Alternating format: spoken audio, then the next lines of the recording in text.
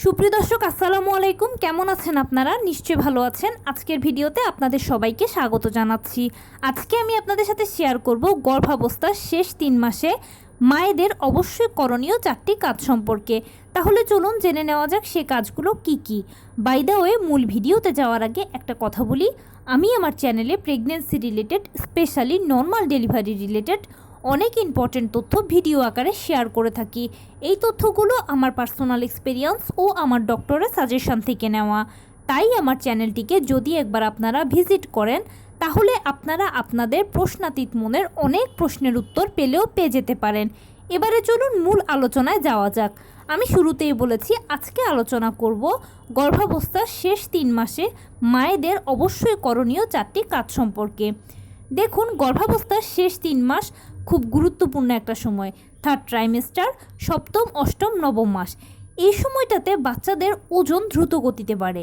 বিগত 6 মাসে একটা বাচ্চার মোটামুটি পুরো স্ট্রাকচার তৈরি হয়ে যায় এবং সে মোটামুটি বড় হয়, কিন্তু সপ্তম, অষ্টম, নবম মাসের থেকে তার ওজনটা বাড়তে থাকে, সে ডেলিভারির প্রস্তুতি গ্রহণ করতে থাকে, মোটামুটি সে বড় হতে শুরু করে। তাই এ সময় মায়েদেরকে বাচ্চাকে প্রচুর পরিমাণে প্রোটিন সমৃদ্ধ খাবার সাপ্লাই করতে হবে। প্রোটিন সমৃদ্ধ খাবার বাচ্চার ওজন বাড়াতে সহায়তা করবে, বাচ্চার স্কিনকে ভালো রাখবে, বাচ্চার জন্য ভালো হবে। তাই মাছ, মাংস আপনি নিয়মিত আপনার খাদ্য তালিকায় অন্তর্ভুক্ত করবেন। ছোট মাছ, বড় মাছ, সামুদ্রিক মাছগুলো বেশি বেশি করে খাবেন। এছাড়া মাংস তো খাবেনই, কিন্তু যদি রেড মিট খেতে কোনো নিষেধাজ্ঞা না থাকে তাহলে এটা বেশি বেশি খাবেন। রেড মিট মানে হচ্ছে গরুর মাংস, খাসির মাংস। এগুলো বেশি বেশি যদি খেতে পারেন তাহলে আপনার জন্য ভালো, বাচ্চার জন্য ভালো। কোনো অসুবিধে না থাকলে প্রতিদিন না পারলেও অন্তত সপ্তাহে একদিন হলেও নিজের খাদ্য তালিকায় যে কোনো পশুর কলিজাকে রাখুন। এটা আপনাকে আয়রনের ভালো একটা যোগান দেবে। এছাড়া আপনার জন্য ভালো, বাচ্চার জন্য ভালো হবে। শাকসবজি নিয়মিত খাবেন, এটা আপনার শরীরে কোষ্ঠকাঠিন্য করবে না। এছাড়া শাকসবজি থেকে আপনি ফলিক অ্যাসিড পাবেন। শাকসবজি আপনারও ভালো হবে, বাচ্চারও ভালো হবে। সবুজ শাকসবজি, লাল জাতীয় শাকসবজি, লাল জাতীয় ফলমূল, হলুদ জাতীয় ফলমূল, এছাড়া অন্যান্য মৌসুমি ফলমূলগুলো বেশি বেশি খাবেন। যদি নর্মাল ডেলিভারি চান তাহলে কলা, খেজুর, বাদাম, ড্রাই ফ্রুটসের মতো খাবারগুলো বেশি বেশি খাবেন। কলা, খেজুর, বাদাম, ড্রাই ফ্রুটসের মতো খাবারগুলো নর্মাল ডেলিভারিতে সহায়ক ভূমিকা পালন করে। অবশ্যই নিয়মিত 1 গ্লাস দুধ খাবেন। দুধটা একটু কুসুম গরম খাবেন। এটা আপনার শরীরের ইমিউনিটি ফ্লুইডকে ধরে রাখতে সহায়তা করবে, তৈরিতেও সহায়তা করবে। এবং সেই সাথে 2টো করে ডিম মাস্ট খাবেন। এগুলো ভিটামিন ডি এর ভালো উৎস, প্রোটিনের উৎস, শরীরকে শক্ত রাখবে।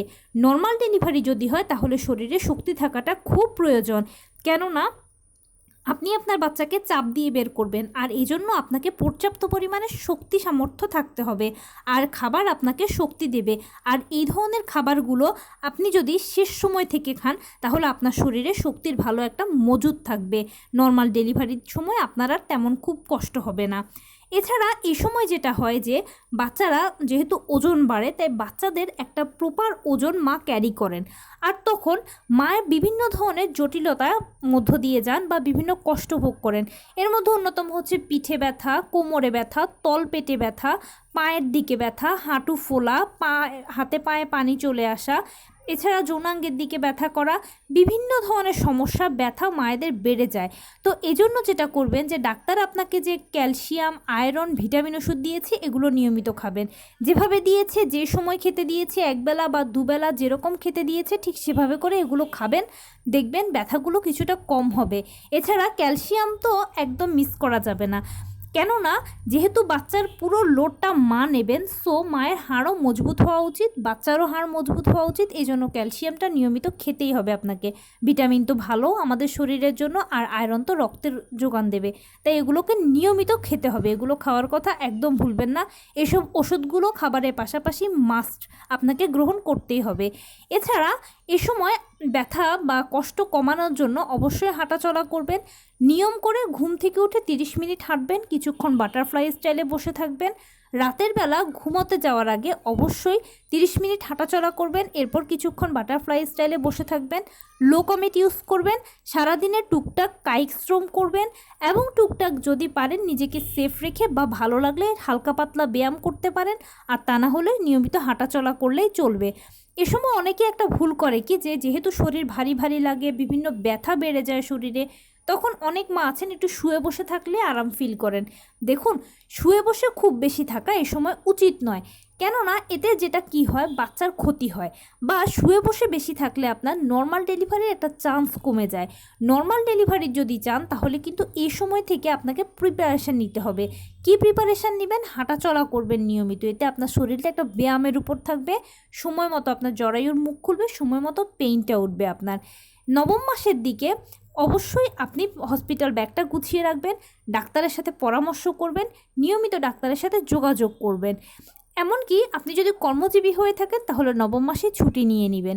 এছাড়া সপ্তম, অষ্টম, নবম এই 3টে মাসে অবশ্যই ডাক্তারের সাথে যোগাযোগ করবেন চেক আপের জন্য। ডাক্তাররা সাধারণত বলে 4বার চেক আপ করতে। কোন 4বার?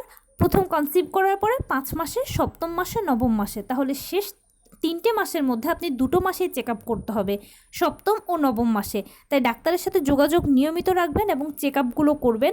এবং অবশ্যই আপনি আপডেট থাকবেন যে কোনো কিছুতে কোনো লেকিংস আছে কি না। যদি কমাতে হয় তাহলে কমাবেন, আর যদি বাড়াতে হয় তাহলে সেটা বাড়াবেন। ডাক্তারের সাথে মোট কথা নিয়মিত যোগাযোগ রাখবেন এই সময়। এ সময়টাতে মায়েদের আরেকটা যে প্রবলেম হয় সেটা হচ্ছে যে মায়েরা ডেলিভারি নিয়ে অনেক বেশি টেনশন করেন।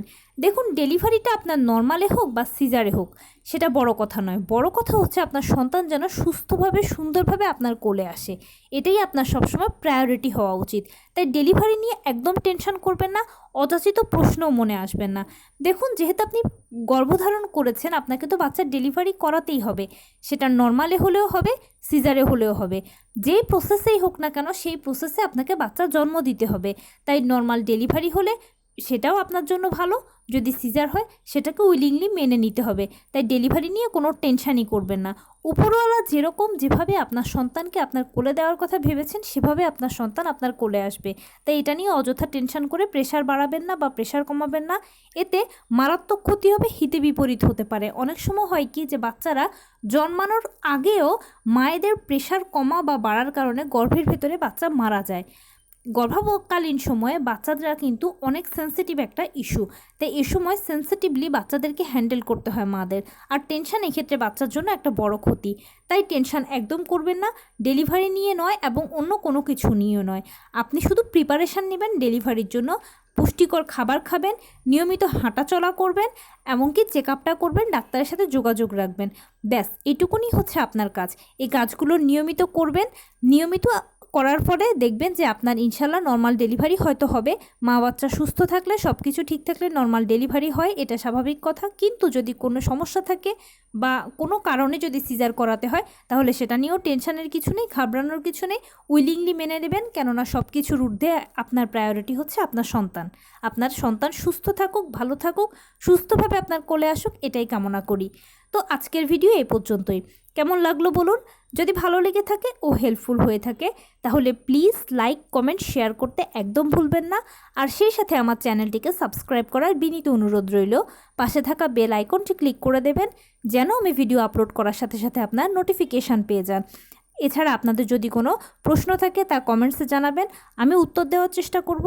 যদি কোনো পরামর্শ থাকে যে কোন বিষয়ের উপরে ভিডিও বানালে আপনাদের সুবিধা হবে সেটাও জানাবেন, আমি আপনাদের পছন্দের প্রায়োরিটি দেব। ভালো থাকবেন, সুস্থ থাকবেন। আসসালামু আলাইকুম।